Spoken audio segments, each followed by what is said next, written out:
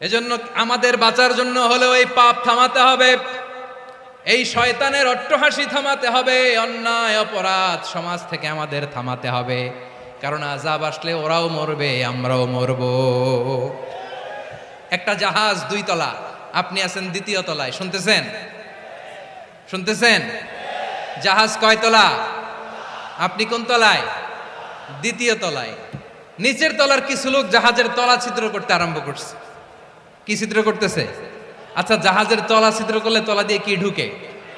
এখন আপনি যদি বলেন আমার কি, আমি তো 2 তলায়, আমার কি, আমি তো সেফ, আমি ইন দ্য সেফ জোন, আমি তো ভালো আছি, আমি তো ভালো আছি, ওরা ছিদ্র করে ওরা মরবে। আসলে কি শুধু ওরা মরবে, নাকি তলা ফুটো হলে ভিতরে পানি ঢুকলে আপনারও সলিল সমাধি হবে?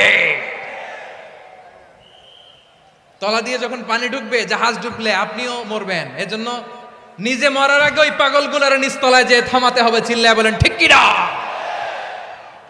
এজন্য আল্লাহ বললেন মুনকার প্রতিরোধের দায়িত্ব সমাজের টপ টু বটম সবার।